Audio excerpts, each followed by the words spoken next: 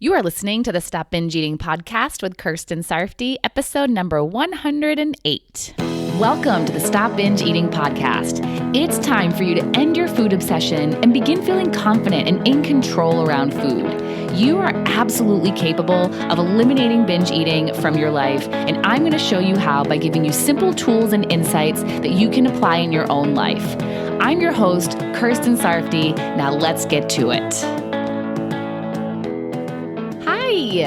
Did you know that this week that this episode is being released is the Stop Binge Eating podcast 2-year anniversary? I am so excited.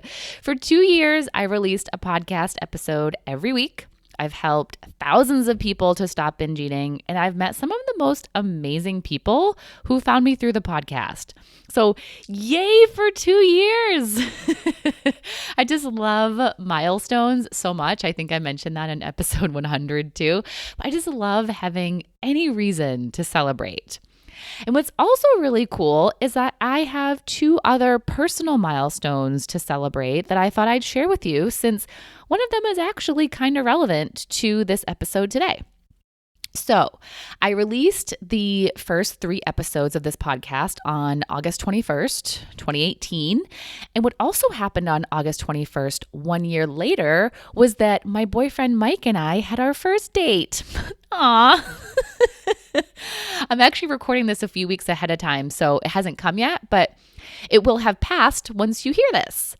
And the night of our first date, we went to 2 places, and we had planned to go to the first one this year to celebrate our meeting, but so sad, it closed down. I was so bummed when I found out. It seems like they were a victim of the coronavirus, so I don't know what we're going to do, but it really doesn't matter. I'm just happy to be with him. And in other news, as I mentioned on the last episode, I'm moving again. 2 years ago, I moved back to my hometown in Massachusetts after living in California for 13 years. And now I'm moving to New Hampshire, to the city I lived in after college before I moved out to California. So crazy to me.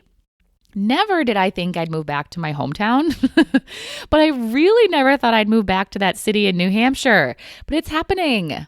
All because Mike lives there and I'm moving into his house with him. We're doing it. It's happening. And I'm really excited about it. So like I said, I'm recording this weeks before it's released. So by the time you hear this, we'll have been living together for a few weeks. But as of now, I'm officially moving in a few days. Most of my stuff, we've already moved into his house. And we painted my new office, which I'm really excited about too. So many exciting things. Podcast 2-year anniversary, our first date anniversary, and I'm moving in with my man. So how is living with him going to affect my eating? If this were years ago, I would probably have lots of thoughts about it. But today, of course, I don't really have many. It's going to be very close to the same as it has been. We're just going to have to figure out details about meals and grocery shopping and such. But when it comes to my eating habits, I have no worries. And this is because I don't blame my circumstances for how I eat, like I used to. I used to think that where I lived and who I lived with was a huge factor in whether or not I binged. So here's where my mind would go. I thought living alone would make it easier to not binge because I wouldn't be tempted by other people's food. I also thought I'd be happier living alone and therefore wouldn't feel the need to binge as much since I didn't typically binge when I was happy. However, living alone also made it easier to binge since I didn't have to hide it from anyone. It was just me and I could binge whenever I wanted to. And also, I wasn't happy all the time living alone. I still had all kinds of different feelings that I'd eat to push away, and 2 of them were boredom and loneliness. 2 emotions I'd be more likely to feel when living alone. Not always. You can still feel bored and lonely living with other people. I definitely have. But for me personally, and I've talked about this on the podcast before, I was prone to those feelings mostly because I'd choose eating over socializing sometimes. I made it easy for myself to feel those feelings when I lived alone. So then there's living with other people. whether it be family, roommates, or a significant other. When I was going into those situations, I'd think that living with other people would make it easier to not binge. I thought I'd have less opportunities to eat alone since people would be around and I wouldn't binge in front of anyone.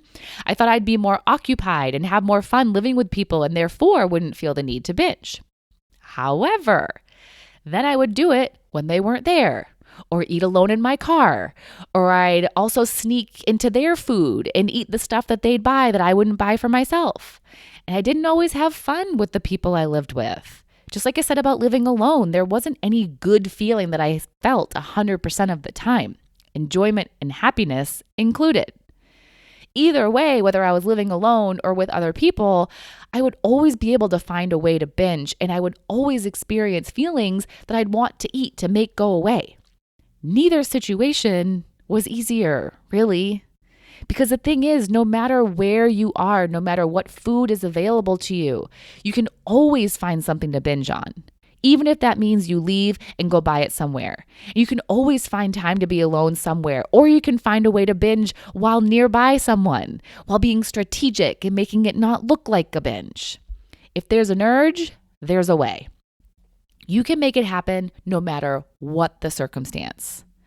I had a client recently who was questioning whether or not she should buy junk food for her home. This came up because she has had experiences where she wouldn't buy it and then she'd end up binging on healthier foods at home. So she wondered if it happened because she felt deprived from not buying junk food, and maybe she wouldn't have binged if she'd bought it because then she wouldn't have felt deprived. But here's the thing about that though. Does the circumstance of having junk food at home really matter here? A binge can happen either way, whether it's there or not. And also, the only reason she felt deprived was because of how she was thinking about not having bought the junk food, not simply because she didn't buy it. We cannot buy junk food and not feel deprived if we're not being overly restrictive on ourselves and not telling ourselves that we can't have it, but instead being clear about why we genuinely don't want it. So it wasn't the lack of junk food that caused the deprivation, it was her thoughts. So the moral of the story here is that the circumstances don't cause you to binge. Your thoughts and your reaction to your urges and your feelings are what do. My circumstance could be living alone or living with another person, and neither of these circumstances cause me to binge or not. I always cause myself to binge by deciding to give in to my urge. My client could have junk food in the house or not, and neither of these circumstances cause her to binge. She can binge either way or not binge. The circumstance really doesn't matter, so don't blame it. Let's take it back to the thought model. You have circumstances in your life, facts of your life that we can all agree on, such as I am alone or I have chips and cookies in the house. And then you have thoughts about these circumstances. These thoughts cause your feelings. Your feelings drive your actions. So between your circumstances and your actions, you have thoughts and feelings. It's not just that you have a circumstance in your life and that causes you to eat. You think about that circumstance and you feel a feeling that drives you to eat. And what's really cool about all this is that you get to think whatever you want about your circumstances. I get to think whatever I want about how my eating is related to living alone or living with someone else. My client gets to think whatever she wants about not buying the junk food. So that means we get to create our experience of those circumstances. We get to choose how we think and therefore how we feel and what we do. Now, are some circumstances easier to do this with?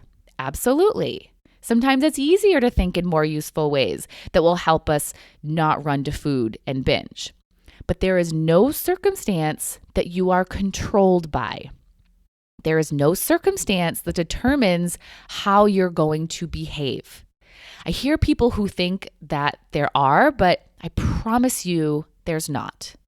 People say, if there's ice cream in the house, I'm going to eat it all. No. If there's ice cream in the house, you get to decide how much of it you're going to eat. And let me tell you, if you think you're going to eat it all, then you will. The problem here isn't the ice cream being in the house. The problem is how you make your decisions for how much you're going to eat. Why would you decide that you're going to eat it all if that's not what you really truly want? It doesn't make sense. The problem isn't the ice cream being there. It's you thinking you don't have control around it, which in fact, you absolutely do. People also say, if I have one, I won't be able to stop. Also, no. If you have one, you get to decide whether you stop at one or you keep going. You've probably just been deciding to keep going because it tastes so good.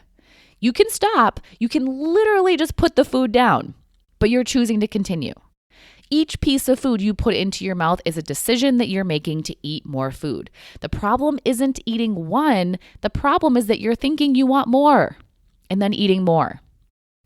Two circumstances here. There's ice cream in the house and you ate one of something. Those are facts. What you do is not determined by these facts, these circumstances. It's determined by your thoughts, which are yours to choose. Thinking you will eat it all or you won't be able to stop is completely optional. So let's not blame the food or who is around you. Take responsibility for your decision to eat and to eat more. Now, let's take this in a different direction. What if it's not the circumstance of the food's availability or of who is and isn't around you making it easy or not to binge? What if your circumstances are just not ideal and you eat to deal with them, to distract from them or avoid them? This could mean that you don't like your living situation, your job, your relationship, your family drama, or you have things going on in your world like money stress, health issues, and other people's problems that you're involved in. You may have one or more of these things or something else I didn't mention, and eating is your temporary escape away from them. So you blame these circumstances of your life for your eating. You imagine that if you had a different job, if your family wasn't so drama-filled, if your husband acted differently, if you had more money or whatever, that you wouldn't eat so much. Now, maybe that's true. Maybe you wouldn't. And if your circumstances are changeable, then that's great. I had a client who reached out to me after we'd finished working together, telling me about how, along with all the insight and tools I gave her, changing her environment helped her to stop binge eating. She had been living in a shared house with roommates and she felt a lot of stress and like she couldn't get away. She chose to eat to feel better and to give herself that comfort and sanctuary that she felt like she was lacking. She was able to change her circumstances and felt better because of it, which is so great for her. I've definitely been in her shoes with different circumstances of my life and been fortunate enough to be able to change them too. But for most of us in most of our circumstances, that's just not an option. Or it's just not an option that we want to choose. For example, you could just cut contact with drama-filled family members, but maybe you don't want to. You could just leave your relationship, but maybe you love them and want to make it work more than you want to leave. And you could just leave your job, but maybe you have good reasons why you don't want to. Or like I said, maybe it's just not an option and your circumstances are not changeable right now in this moment. Like if you have a health issue, you're in debt, or you're involved in some other problem, what do you do then?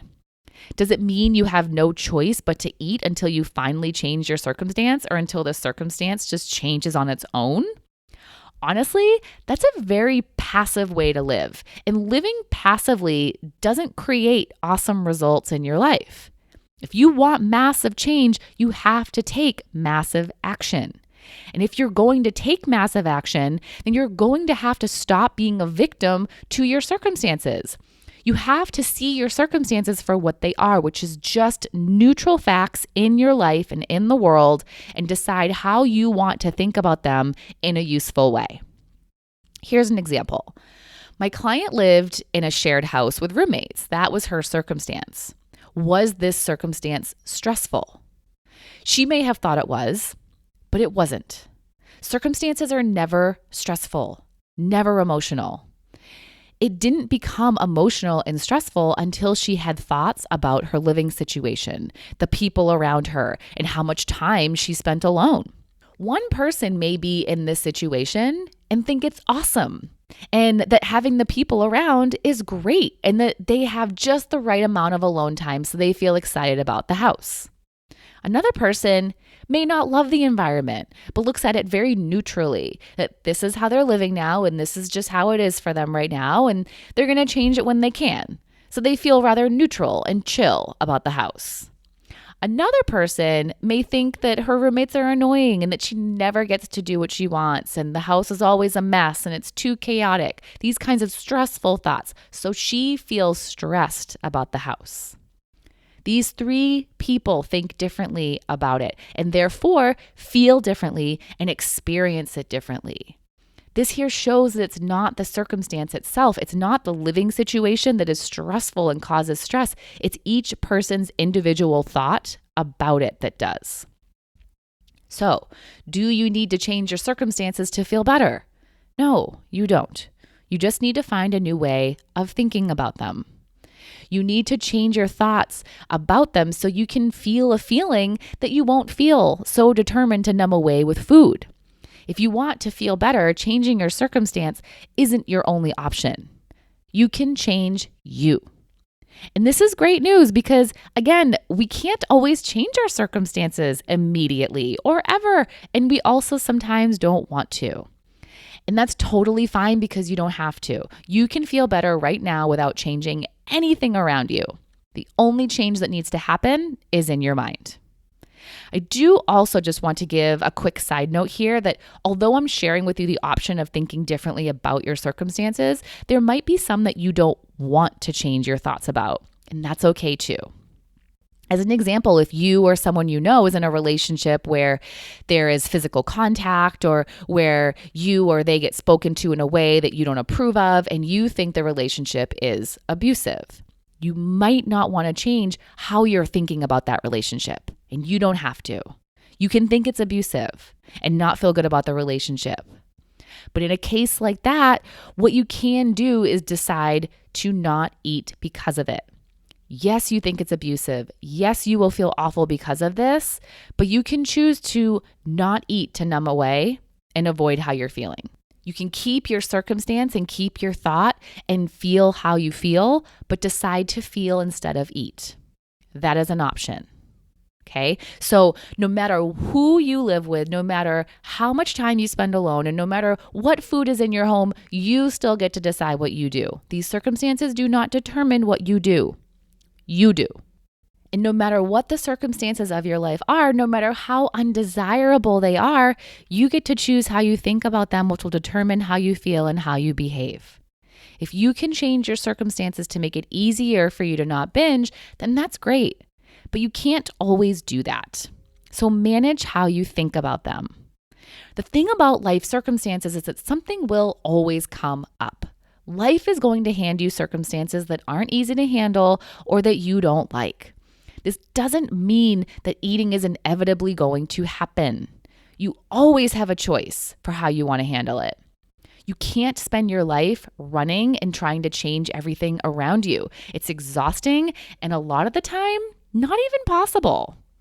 So change what's within you. Change what you do have control over, which is yourself, what you think, how you feel, how you respond. And then it won't matter what your circumstances look like. So go enjoy your week and live with the circumstances you have without eating to distract yourself from them. And if you binge, don't blame your circumstances. Look to yourself to understand why you did it. Take responsibility for your actions and know that you chose to do it. Nothing outside of you caused you to do anything. All right, talk to you next time. Bye-bye. Thank you for listening to the Stop Binge Eating podcast. If you like what you heard today and you want more, go to coachkir.com/free. That's COACHKIR.com/free to get some awesome free stuff to help you stop binge eating.